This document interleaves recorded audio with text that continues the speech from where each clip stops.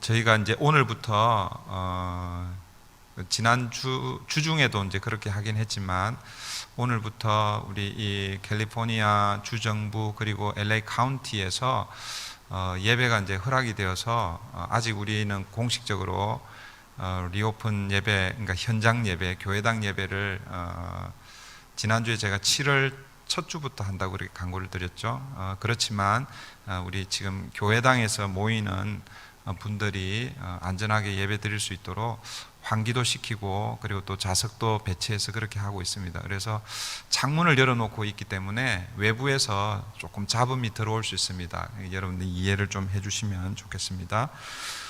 오늘은 실수하는 하나님, 아브라함, 하나님이 실수하는 게 아니죠. 실수하는 아브라함, 은혜를 베푸시는 하나님이라는 제목으로 하나님의 말씀을 나누겠습니다. 원래 제목은 이렇게 원래 이 제목이 아니고 사고치는 아브라함, 고치시는 하나님, 뭐 이런 제목으로 그렇게 말씀을 전하려고 하다가 아브라함한테 너무 좀 저거 해서 그래서 조금 유하게 그렇게 제목을 달았습니다. 우리가 잘 아는 대로 아브라함의 스토리는 창세기 12장에서부터 시작이 됩니다. 물론 창세기 11장에 족보, 마지막 족보에 아브라함이 등장하지만 아브라함의 본격적인 스토리는 12장에서 시작이 되죠. 하나님께서 아브라함을 부르실 때에 그에게 약속을 주셨죠. 여러분, 이 약속을 잊어버리면 안 됩니다. 아브라함이 주셨던 이 약속은 동일하게 아브라함의 믿음의 이 대열에 함께 서 있는 우리에게도 여전히 유효하고 똑같은 의미로 다가오는 그런 약속입니다. 그 약속이 무엇입니까? 씨에 대한 약속이고 땅에 대한 약속이죠. 그 씨는 바로 예수 그리스도를 의미하는 것이고 그 땅은 가나안 땅입니다. 아브라함에게 있어서는 그 가나안 땅은 그 당시 물리적인 그 가나안 땅, 팔레스타인 땅이었죠. 그런데 오늘 우리에게, 저와 여러분에게 주어질 그 가나안 땅은 뭐예요? 영원한 하나님의 나라인 것입니다. 여러분, 이것이 아브라함에게 주신 하나님의 약속이고 동일하게 우리에게 주어지는 약속입니다. 그리고 아브라함을 복의 근원으로 삼으시겠다고 그렇게 말씀하셨습니다. 그러나 여러분, 이 약속은 하루아침에 이루어지는 것은 아닙니다. 하나님께서 아브라함을 믿음의 조상, 복의 근원으로 삼으시기 위해서 그를 계속해서 훈련시키시고 연단시켜 오고 있음을 우리가 창세기 12장부터 계속해서 살펴보고 있죠. 이제 하나님께서 아브라함을 부르신 지 거의 25년이 다 되었습니다. 정확하게 하면 한 24년이라고 할 수 있겠죠. 여러분, 이 말은 아브라함이 지금 믿음의 훈련을 몇 년 했다는 것입니까? 적어도 24년, 25년 했다라는 그런 의미죠. 이로 볼 때 아브라함의 믿음의 수준, 신앙의 수준, 25년 훈련했어요. 그러면 어느 정도 수준에 올라와 있다라고 그렇게 우리가 짐작할 수 있겠죠. 25년 전하고 똑같을 수는 없을 것입니다. 그런데 여러분, 오늘 본문에서 아브라함은 25년 전에 했던 그 실수를 오늘 본문에서 반복하고 있습니다. 이런 면에서 볼 때에 사람이 나이가 들고 혹은 연륜이 쌓이고 훈련을 많이 했다고 해서 성숙해지는 것하고는 조금 차이가 있다 생각이 듭니다. 시간이 지나면 성숙해지면 참 좋겠죠, 그죠? 그런데 여러분, 시간이 지나도 그게 잘 안 되는 것 같아요. 훈련을 많이 받으면 그전보다는 좀 나을 수는 있을 것 같은데, 그런데 우리가 기대하는 것처럼 훈련을 많이 받으면 믿음이 아주 성숙해진다, 그런 것은 아닌 것 같습니다. 여러분들은 어떻습니까? 여러분들 신앙의 연륜이 많이 쌓여 있습니까? 기도와 말씀으로 믿음의 훈련을 많이 하셨습니까? 그래서 웬만한 일로는 잘 넘어지지 않습니까? 맷집이 있어서, 영적 맷집이 생겨가지고 누가 이러쿵 저러쿵 이야기해도 끄떡 없는 그런 수준의, 영적 수준에 여러분 있습니까? 아니면 신앙의 연륜은 쌓였는데 하나님의 말씀은 이전보다도 더 많이 알고 있는 것 같은데, 그런데 여전히 사람들의 말 한마디, 사람들의 행동, 이런 것 때문에 상처받고 넘어지고 다시는 내가 뭐 이렇게 또 다짐하면서 그렇게 보내고 있지는 않습니까? 오늘 말씀을 통해서 이 아브라함을 통해서 참 쉽지 않구나라는 것을 우리가 같이 한번 우리의 연약함을 같이 발견하고, 하나님의 은혜가 아니면은 우리가 한순간도 설 수 없구나라는 것을 함께 깨달으시고, 그래서 오늘도 하나님의 은혜를 구하는 저와 여러분 되면 좋겠습니다. 오늘 본문은요 20장 전체를 우리가 함께 시간이 많지 않지만 전체를 한번 다 살펴볼 텐데, 오늘 본문의 구성은 이렇습니다. 1절, 2절은 오늘 본문의 배경이 되는 것이죠. 배경이 간단하게 소개되고 있고, 오늘 사건이 소개가 되고 있고, 3절부터 7절은 하나님과 아비멜렉의 만남이 소개되고 있습니다. 하나님께서 아비멜렉 꿈에 나타나셔서 아비멜렉을 책망하고 계십니다. 그리고 아비멜렉은 또 하나님께 할 말이 있죠. 하나님께 항변하고 있는 그런 내용들이 소개가 되고 있고, 그리고 8절부터 16절은 아비멜렉과 아브라함의 만남이 소개되고 있습니다. 3절부터 7절에서는 하나님께서 아브라함을 책망하셨는데 8절부터 16절에서는 아비멜렉이 아브라함을 책망하고 있고, 그리고 아브라함이 아비멜렉에게 항의는 아니고 변명하고 있죠. 핑계를 대고 있습니다. 그리고 17절, 18절은 오늘 본문 20장 전체의 결론으로 그렇게 오늘 우리에게 주어져 있습니다. 먼저 1절을 보겠습니다. 1절 우리 다 같이 한번 읽습니다. 시작. 아브라함이 거기서 네게브 땅으로 옮겨가 가데스와 술 사이 그랄에 거류하며. 아브라함이 그랄 땅에 거류하고 있습니다. 여러분, 이 그랄은 오늘 우리에게 익숙한 지명으로는 블레셋이라고 이렇게 생각하면 됩니다. 블레셋이 조금 넓은 의미의 개념이고, 그 블레셋 땅에 그랄 이렇게 몇 개의 도시가 있는데, 그랄 그러면 여러분 잘 어디 위치가 어디인지 잘 떠오르지 않잖아요, 그죠? 그래서 그랄 그럴 때에 블레셋이다 이렇게 생각하시면 될 것입니다.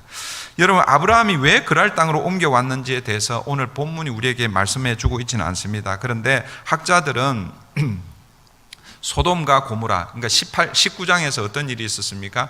하나님의 심판으로 소돔과 고모라 성이 그 유황과 불에 의해서 그리고 다 엎어지는, 그래서 학자들은 화산이 폭발하고 지진이 나서 완전히 이 땅이 뒤덮여지는, 그러니까 뒤바뀌는 그런 하나님의 진노를 받았다 이렇게 이야기하는데, 화산 폭발에 의해서 화산재가 아마 그 인근 지역에까지도 영향이 미쳤을 것이다. 아브라함이 거주했던 그 헤브론 지역에도, 그래서 아브라함이 했던 그 일이 무엇입니까? 목축업이잖아요, 그죠? 그런데 더 이상 목축을 할 수 없어서, 그래서 그 지역을 피해서 아마 그랄 땅으로 갔을 것이다라고 이렇게 학자들이 추측합니다. 이유가 어찌되었든 아브라함이 지금 그랄 땅에 머물게 됩니다. 오늘 본문은 이 그랄 땅에서 일어난 사건이죠. 그랄 땅에서 어떤 일이 일어나고 있는가? 2절 보겠습니다. 2절 우리 다 같이 봅니다. 시작. 그의 아내 사라를 자기 누이라 하였으므로 그랄 왕 아비멜렉이 사람을 보내어 사라를 데려갔더니. 여러분, 이 사건 어디서 많이 본 사건 아닙니까? 그죠? 창세기 12장 아브라함의 이 스토리가 시작되는, 하나님의 부르심에 응답해서 즉시 하나님 말씀에 순종하여 가나안 땅에 왔는데, 그 가나안 땅에 뭐예요? 기근이 들어서 그 기근을 잠시 피하기 위해서 어디로 갑니까? 애굽 땅으로 내려갑니다. 근데 애굽 땅에서 오늘 이와 똑같은 사건이 벌어지는 것이죠. 물론 비교를 해보면 조금 그 내용이 조금 틀립니다. 그 12장에는요 아내 사라가 아리따움으로, 그래서 이 애굽 사람들이 자기 아내를 빼앗고 자기는 죽일까 두려워해서 누이 동생이라 그렇게 속이는데, 오늘 우리 20장에는 아리따다는 이런 말은 없습니다. 그런데 여러분, 어쨌든 이 오늘 본문은요 25년 전에 자기 아내 사라를 누이 동생이라고 속이고 아내를 빼앗기는 그 장면과 여러분 데자뷰, 오버랩 되고 있습니다. 오늘 본문에서 아브라함의 실수가 더 크게 다가오는 것은 여러분 25년 전에 이 실수, 그래도 여러분 25년 전은 아브라함이 어떤 상태였습니까? 아브라함이 이제 막 하나님의 부르심을 받고 뭐예요? 믿음의 여정을 걸어가고 있는 거예요. 오늘 우리로 얘기하면 이제 막 예수 믿고 이제 믿음의 이제 초보 단계, 초신자예요, 초신자. 어제 저녁에 제가 잠자기 전에 유튜브 클립을 하나 봤는데 그 한국의 다니엘 기도라는 그 어떤 한 교회에서 그 21일 동안 다니엘 기도 운동을 하는 그 교회가 있습니다. 근데 그 교회에서 실황으로 이렇게 해서 여러 교회가 함께 참여하도록 하고 몇 년 전에 그 무브먼트가 이 미주에도 와가지고 그 다니엘 기도 운동할 때 그때 같이 이제 시간이 좀 틀리니까 녹음된 것을 같이 이렇게 하고 하는 그런 다니엘 기도 운동이 있습니다. 근데 그때 이제 아마 그 순서 중에 한 분이 그 뭐라고 그러죠? 한 사람이 그 뭐라고 복화술이라고 그러나요? 예.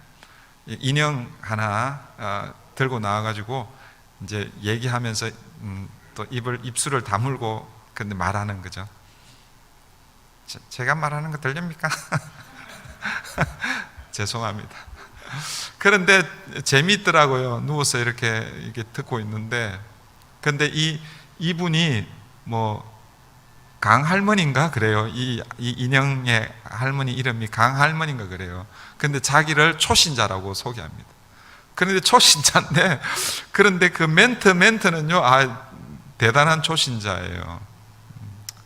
지금 새길로 빠졌는데, 여러분, 우리가 처음 예수를 믿고 믿음 생활 시작하면 처음이기 때문에 실수할 수 있잖아요. 잘 모르기 때문에. 그래서 처음 정말 뭐 다른 교회에서 신앙생활 하다가 뭐 예를 들어서 교회 새로 와서 새신자하고 아예 생판 교회, 신앙, 믿음, 뭐 예수, 물론 뭐 예수에 대해서는 아시겠지만 전혀 그런 게 없이 처음 생짜배기로 예수를 믿은 사람은요, 와서 뭐 사람들 이름을 부를 때 호칭을 할 때에 권사, 집사 이런 것도 사실은 익숙치가 않아 가지고요, 뭐 어떤 경우에는 아저씨 뭐 이럴 수도 있습니다.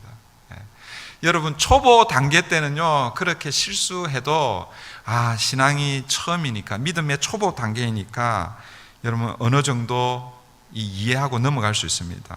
아브라함이요 25년 전에 창세기 12장에서 그런 실수했을 때에 여러분 물론 그 실수도 큰 실수이지만 아브라함이 충분히 그럴 수 있다 그렇게 생각할 수 있습니다. 그런데 오늘 본문은 25년이 지난 이후입니다. 25년 동안 하나님과 동행한 이유라는 것이죠. 물론 25년 동안 매일매일 하나님과 동행 뭐 했다고 이렇게 할 수는 없겠지만, 그러나 여러분 25년 동안 하나님과 동행하면서 하나님으로부터 이 믿음의 이 신앙의 연단을 통과한 사람이라는 것이죠. 이제는 믿음의 초보 단계는 벌써 지나가야 하고 믿음의 성숙을 넘어 완숙기에 가야 하는 이 아브라함이 25년 전의 실수를 그대로 반복하고 있다는 것이죠. 여기에 아브라함의 실수가 더 크게 보이는 것입니다. 여러분, 뿐만 아니라 이 아브라함의 실수는 단순히 개인의 연약함 때문에 일어난 실수라고 치부해버리기에는 그 실수의 무게가 너무나 큽니다. 왜냐하면 아브라함의 실수로 인해서 아브라함 개인이 피해를 보는 것이 아니라 여러분 만약에 잘못되면 사라도 피해를 보게 되는 것이죠. 이 아비멜렉이 사라를 취하게 되면 사라가 피해를 보고, 그리고 또 그로 말미암아 아비멜렉도 피해를 보게 되는 것이죠. 그러나 더 중요한 것은 하나님의 약속이 훼손되는 것입니다. 하나님이 아브라함을 통해서 온 인류를 구원하려고 하는 그 구원의 역사, 구속의 역사가 왜곡될 수 있다라는 것이죠. 그래서 여러분, 하나님께서 급하게 이 사건에 개입하고 계신 것입니다. 하나님이 이 사건에 어떻게 개입하시는가? 3절 보십시오. 3절. 3절 다 같이 읽습니다. 시작. 그 밤에 하나님이 아비멜렉에게 현몽하시고 그에게 이르시되 내가 데려간 이 여인으로 말미암아 내가 죽으리니 그는 남편이 있는 여자임이라.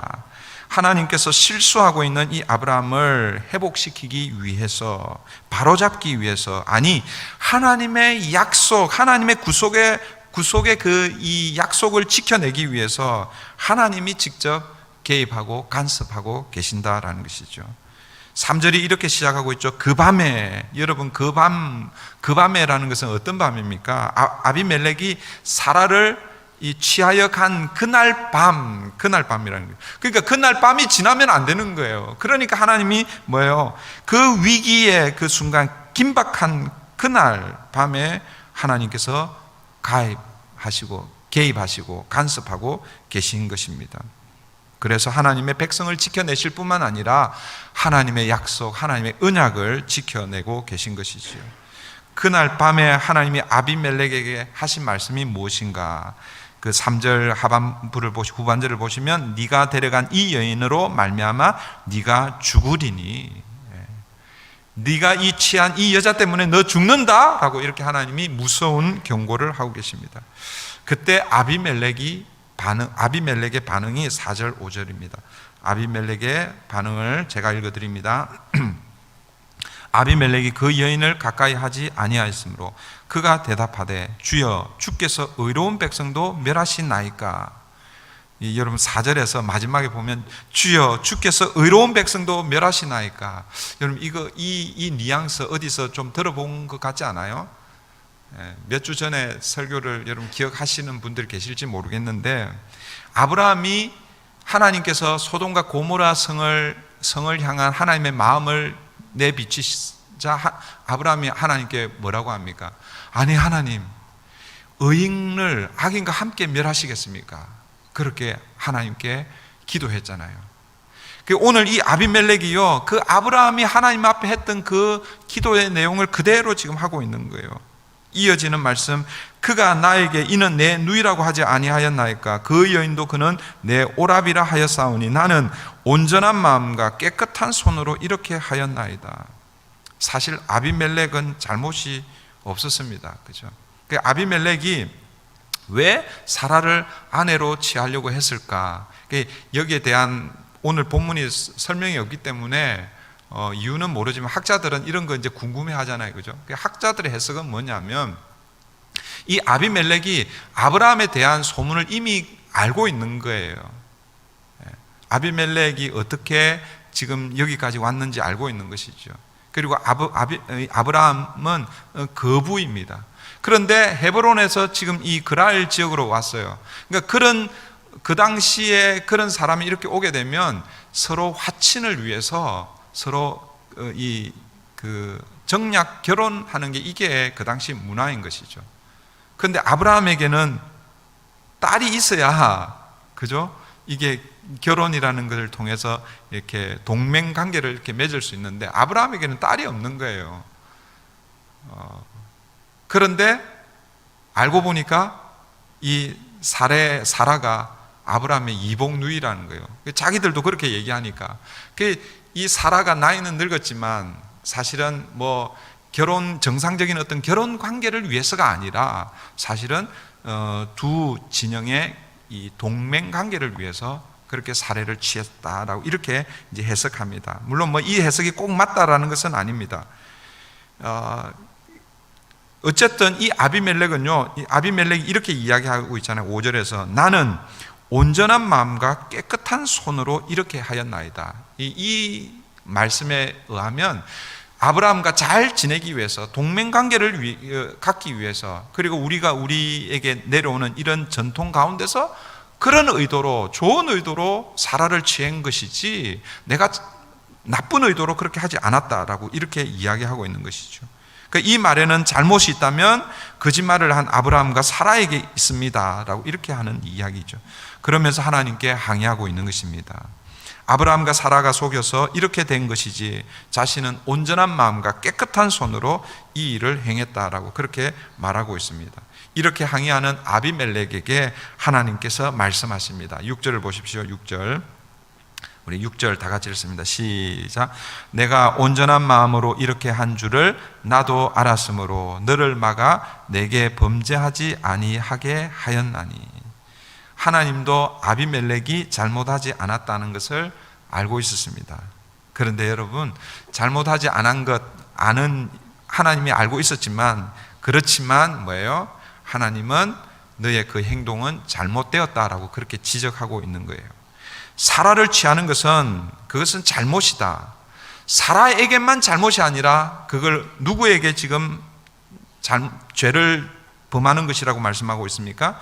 내게 범죄하는 것이다 라고 그렇게 말씀하고 있습니다. 여러분, 우리가 가끔씩 모르고 할 경우 있잖아요, 그죠? 뭔가를 모르고 실수할 때도 있고, 모르고 뭔가를 잘못을 할 때가 있잖아요, 그죠? 모르고 하면 뭐예요? 정상 참작을 좀 해주긴 합니다. 그러나 여러분, 모르고 했다고 해서 그것이 만약에 죄면 그게 범죄가 아닌 게 아닌 것이죠. 모르고 했어도 여러분, 잘못은 잘못입니다. 그걸 우리가 기억해야 하는 것이죠. 오늘 이 본문에서 왜 하나님께서 사라를 취하는 것이 내게 범죄하는 것이라고 그렇게 말씀하고 있습니까? 그것은 하나님의 계획이 사라를 통해서 이루어지기 때문에 그런 것이죠. 아비멜렉이 나쁜 의도로 하지는 않았지만 만약 사라를 취하게 되면 하나님의 계획이 어그러지게 되는 것이죠. 그래서 사라의 위기는 하나님의 위기인 것입니다. 여러분, 사라를 취하는 것은 하나님께 대적하는 것입니다. 하나님께 죄를 범하는 것이라는 것이죠. 여러분, 여기서 우리가 기억해야 할 중요한 사실 하나, 사라를 범하는 것은 사라에게 혹은 아브라함에게만 죄가 아니라 그 이전에 누구에게 죄가 되는가? 하나님께 죄가 된다라는 사실을 우리 기억해야 합니다. 창세기 39장 9절에 보면, 창세기 39장은요 요셉의 이야기거든요. 요셉이 애굽에 팔려가잖아요. 그리고 보디발의 집에 이 노예로 있다가 너무 노예가 성실하니까 집 온 관리를 맡긴잖아요. 총무, 가정 집의 총무, 오늘로 얘기하면 집사 내지는 매니저로 이렇게 맡기는 거예요. 노예였는데 모든 걸 다 맡겼어요. 그런데 누구만 하면 안 돼요. 자기 보디발의 아내는 건들면 안 되는 거죠. 그런데 보디발 아내가 자꾸 와가지고 자기를 유혹하는 거예요. 그때 이 요셉이 뭐라고 얘기합니까? 그런즉 내가 어찌 이 큰 악을 행하여 하나님께 죄를 지으리까? 지금 요셉이 뭐라고 고백하냐면, 당신을 내가 취하게 되면, 범하게 되면 이것은 당신과 당신의 남편에게 죄를 범하는 것이 아니라 하나님께 죄를 짓는 것이다 라고 이렇게 말하고 있는 것입니다. 사무엘하 12장 13절을 보셔도 나단 선지자가 다윗에게 와서 다윗의 죄를 딱 지적하잖아요. 어떤 죄였어요? 우리아의 아내 바세바를 취하고. 여러분, 그 사무엘하를 읽어보시면요, 다윗이 우리아의 아내 바세바를 취하고 나단 선지자가 즉시 바로 온 게 아니에요. 그 시간을 이렇게 따져보면 한 1년 정도 시간이 지납니다. 하나님이 뭐예요? 1년 정도 기다려 주신 것이죠. 1년이 지났는데도 뭐예요? 회개하지 않으니까 나단 선지자를 보내는 거예요. 그 나단 선지자가 그 죄를 지적할 때 다윗이 뭐라고 고백합니까? 내가 여호와께 죄를 범하였노라. 여러분, 이 다윗이 누구에게 죄를 지었어요? 바세바에게, 그리고 우리아에게 죄를 범했잖아요. 그런데 다윗의 고백은요, 내가 여호와께 죄를 범했다라고 그렇게 고백하고 있습니다. 여러분, 우리는 늘 이런 생각을 가지고 있어야 합니다.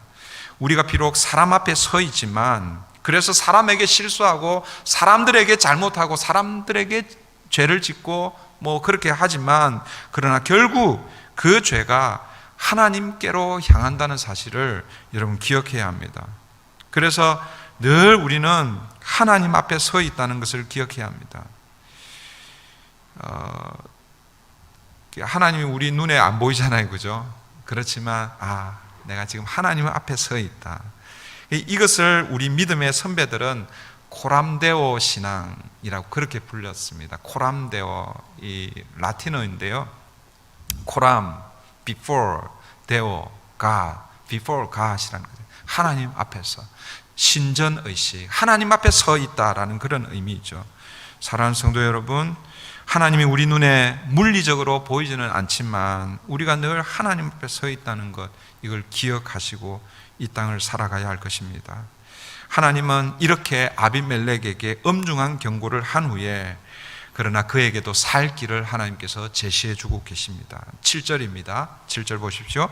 이제 그 사람의 아내를 돌려보내라. 그는 선지자라. 그가 너를 위하여 기도하리니. 아비멜렉이 살 길은 뭐예요? 사라를 취했는데 그 사라를 뭐예요? 그대로 돌려보내주는 거예요. 그대로 돌려보내주라. 그러면 아브라함이 너를 위해서 기도해 줄 것이다. 아브라함은 나의 선지자다. 그가 너를 위해서 기도해 줄 것이다. 기도해 주는 이유가 뭐냐면 이제 마지막 절에 나와 있는데, 하나님께서 이 아비멜렉의 이 일로 인해서 아비멜렉뿐만 아니라 그 나라의 태를 다 닫아버렸습니다. 그러니까 자녀가 끊겨버린 것이죠. 이 아브라함의 기도를 통해서 그것을 다시 회복시켜 주고 있는 것입니다. 이 선지자라는 이 단어가요, 이 성경에서 처음 등장하는 거예요. 그 아브라함을 하나님께서 선지자라고 이렇게 부르고 계십니다. 아브라함을 믿음의 사람으로 세울 뿐만 아니라 선지자로서 아비멜렉을 위해서 기도하는 사람으로 그렇게 하나님께서 세워주고 있습니다. 아비멜렉은 이 하나님의 이 개입으로 자신이 지금 어떤 상황에 처해 있는지를 깨닫고 이를 해결하기 위해서 이제 그 행동을 취하고 있죠. 그게 8절부터 16절까지가 그 내용입니다. 하나님의 경고를 받은 이 아비멜렉이 이 사건을 해결하는 그 과정이 소개되고 있습니다. 먼저 아브라함을 불러서 어떻게 하고 있습니까? 아브라함을 책망합니다. 9절 10절 보겠습니다. 아비멜렉이 아브라함을 불러서 그에게 이르되 네가 어찌하여 우리에게 이렇게 하느냐? 내가 무슨 죄를 내게 범하였기에 내가 나와 내 나라가 큰 죄에 빠질 뻔하게 하였느냐? 내가 감당하지 아니한 일을 내게 행하였도다 하고, 아비멜렉이 또 아브라함에게 이르되 내가 무슨 뜻으로 이렇게 하였느냐? 네가 어찌하여 우리에게 이렇게 했느냐? 네가 무슨 뜻으로 우리에게 이렇게 했느냐? 이렇게 아브라함을 책망하고 있습니다. 여러분, 이 9절부터 10절 여러분 이 말씀을 읽으면서 좀 어떤 생각이 드십니까? 아브라함 지금 잘 혼난다, 뭐 이런 생각을 하십니까? 아니면은 저는 이 말씀을 이렇게 보면서 이 주객이 전도됐다, 이런 생각을 하게 돼요. 여러분, 아브라함은 누구예요? 하나님의 사람이잖아요. 아비멜렉은요, 세상을 상징한다고 할 수 있습니다. 여러분, 하나님의 사람이 누구에게 지금 책망을 받고 있습니까? 세상에게 책망을 받고 있는 것이죠.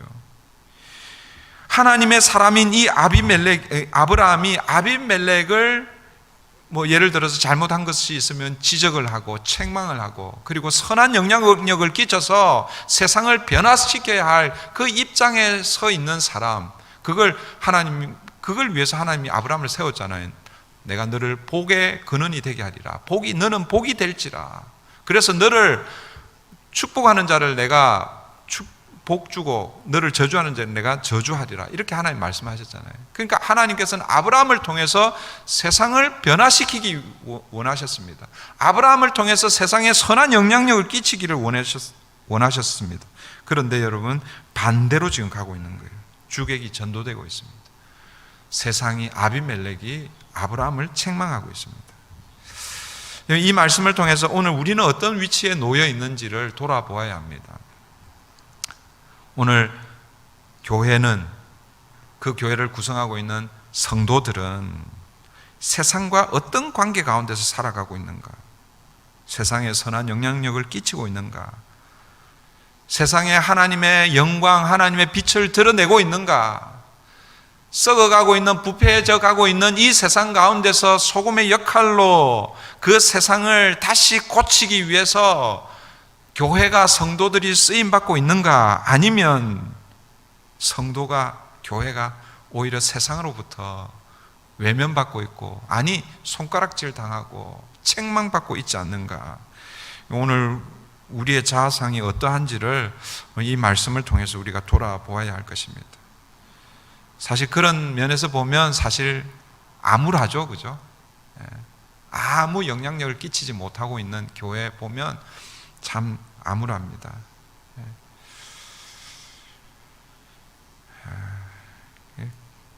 저도 그 중에 한 사람이고, 우리가 이 땅 가운데서 하나님의 자녀로 여러분 바르게 서 있어야 됩니다.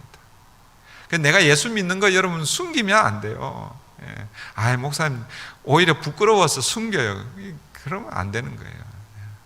사실은 우리가 하나님의 자녀인 것, 예수쟁이인 것을 여러분 이렇게 드러내야 됩니다. 드러낸다는 것은 뭐예요? 그만큼 우리가 조심해야 하는 것이죠.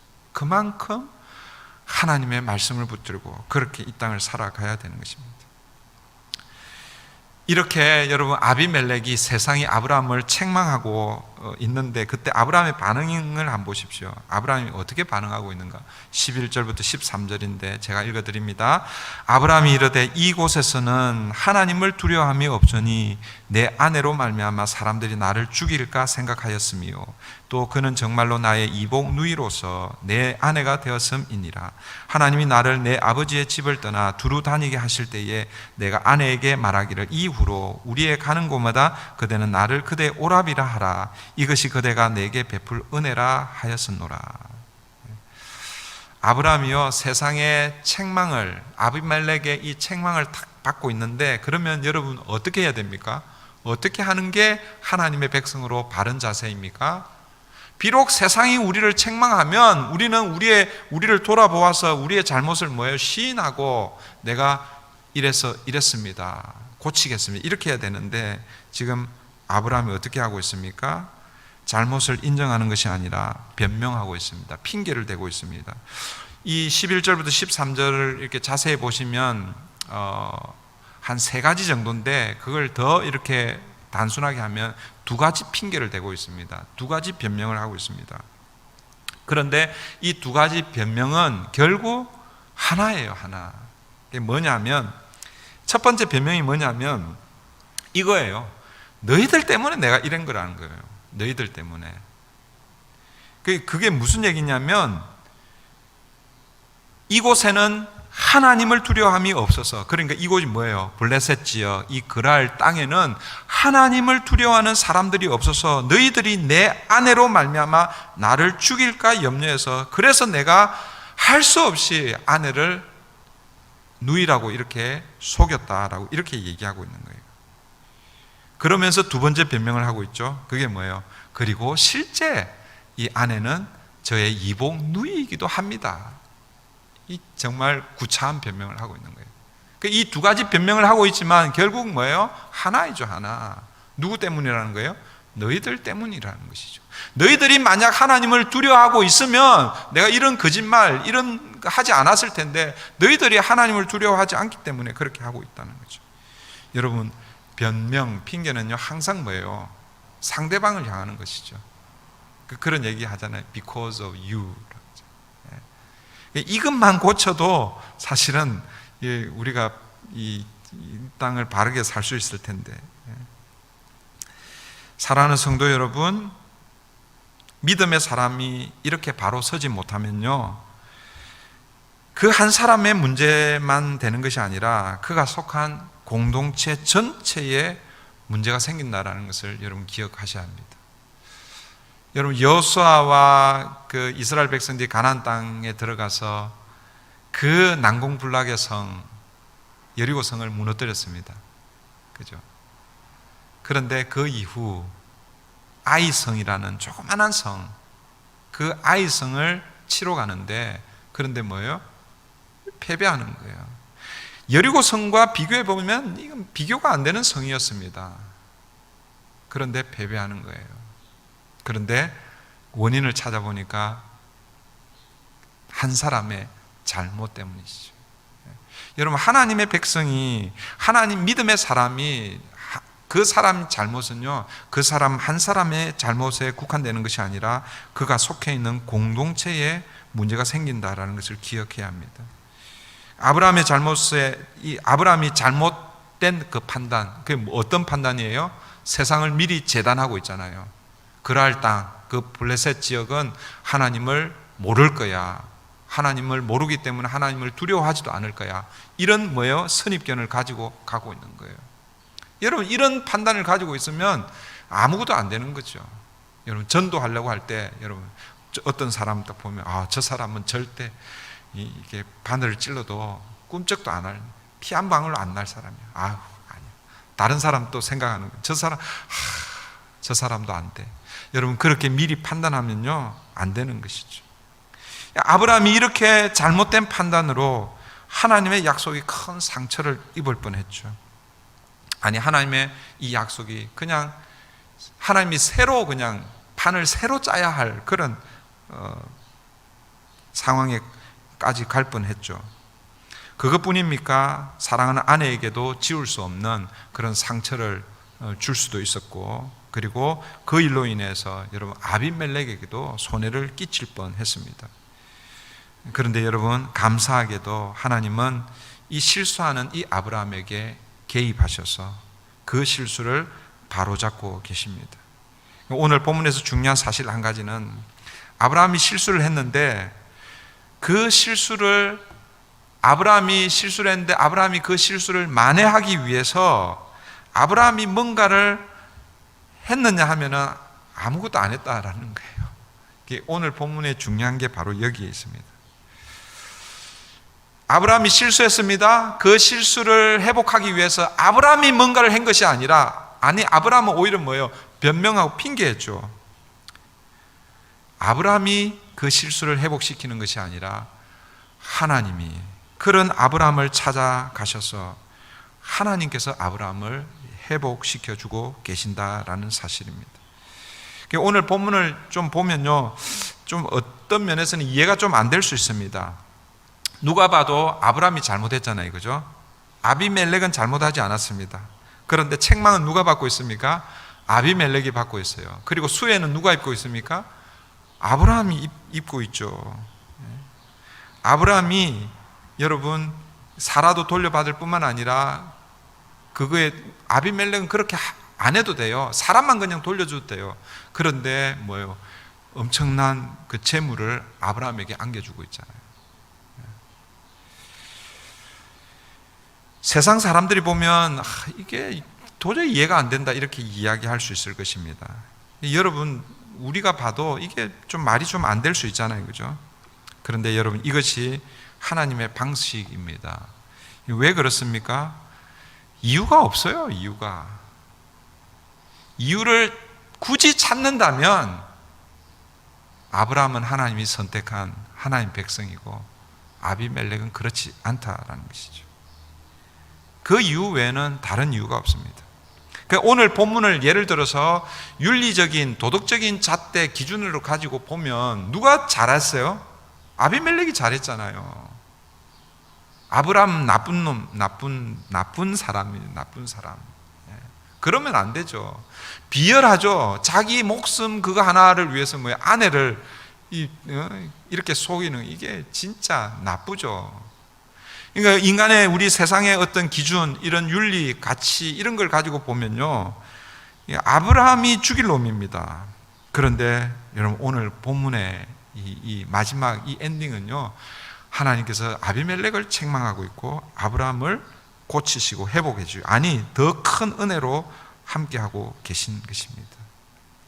이유는 단 하나, 하나님께서 아브라함을 선택했기 때문에 그렇습니다. 여러분, 이것이 바로 하나님의 은혜라는 것이죠.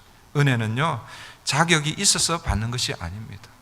아브라함이 비록 실수해서 그 실수를 만회하기 위해서 하나님 죄송합니다, 제가 이거 이렇게 해서 실수했는데 제가 이거 만회하려고 하겠습니다, 그렇게 해서 뭔가를 열심히 하고 선행을 하고 착한 일을 하고 그렇게 자격을 갖추어서 하나님이 그래, 그 정도 하면 됐다, 내가 고쳐줄게, 그렇게 하신 것이 아니라는 것이죠.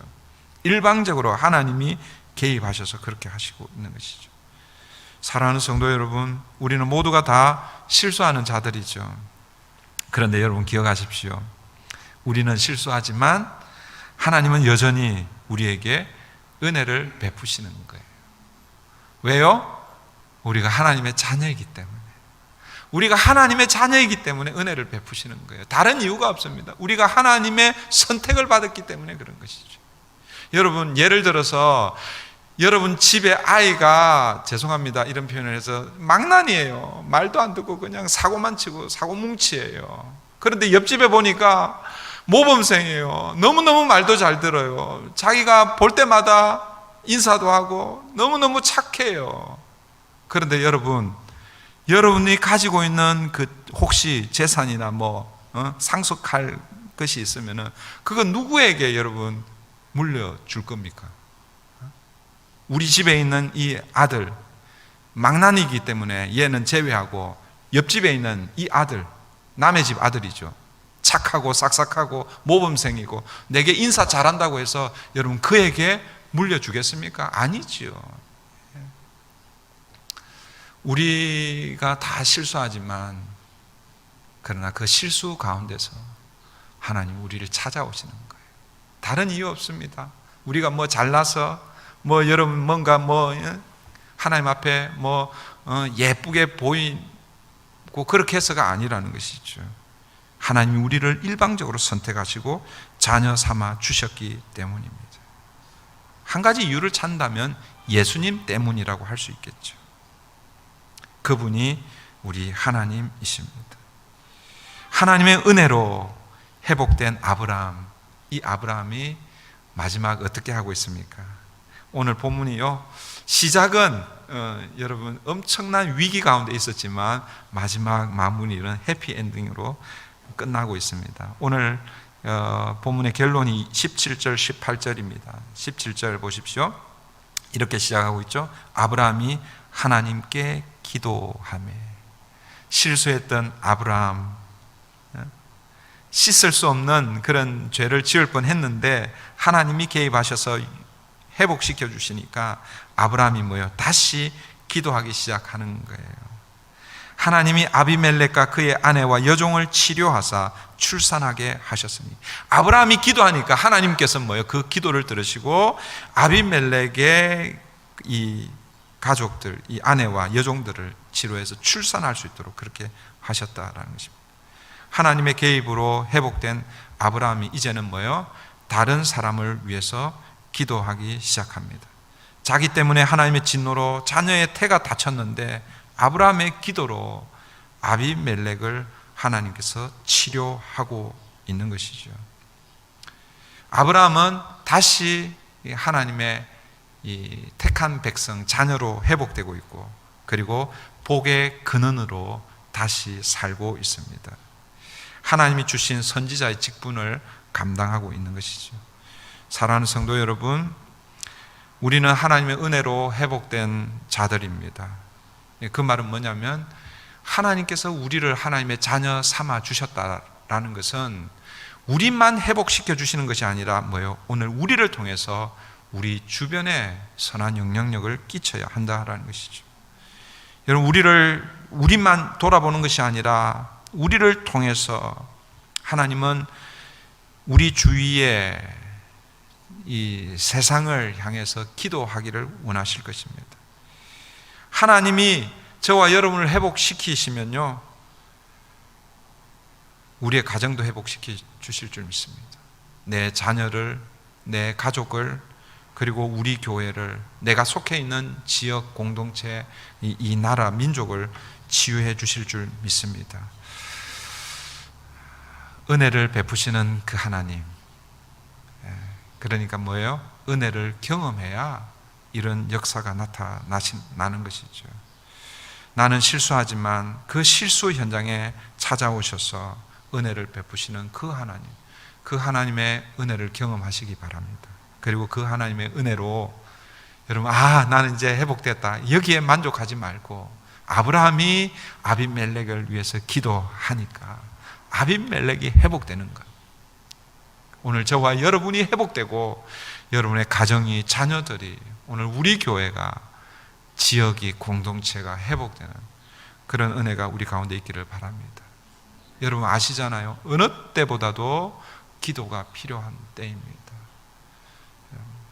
연약하신 분들을 위해서 기도하고, 또 특별히 이 미국이 2중고, 3중고를 지금 겪고 있고, 또 엊그제 보니까 그 뉴스에 보니까 또 애틀란타에서 또 이 경찰이 쏜 그 총기에 의해서 또 이 흑인이 죽고 또 제2의 플로이드 사건으로 이렇게 아마 또 더 번져가지 않을까 그런 염려가 되기도 합니다. 그러니까 염려가 있다는 건 뭐예요? 그 염려거리를 우리는 기도거리로 만들어서 하나님 앞에 엎드려야 할 때가 지금 이때인 줄 믿습니다. 말씀을 기억하시면서 함께 기도하면 좋겠습니다. 실수하는 아브라함, 그러나 은혜를 베푸시는 하나님. 우리는 다 실수하는 사람들입니다. 그런데 하나님이 우리를 하나님의 자녀 삼아 주셨기 때문에 그 실수 현장에 찾아오셔서 우리에게 은혜를 베푸시고 우리를 회복시켜 주십니다. 하나님, 우리를 회복시키시고 우리를 은혜를 주셔서 회복시켜 주시는 이유가 무엇입니까? 나만 잘 되는 것이 아니라 나를 통해서 이 하나님의 은혜가, 하나님의 치유가 흘러가도록 하기 위해서 하나님께서 그렇게 하신 것이지요. 하나님, 이 미국 땅을 고쳐주십시오. 우리가 속해 있는 공동체를 고쳐주십시오. 우리 가정을 하나님 치유하여 주시옵소서. 우리 자녀를 붙들어 주시옵소서.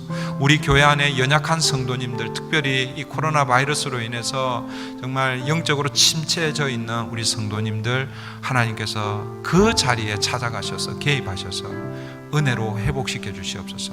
이 시간 우리 함께 기도하겠습니다.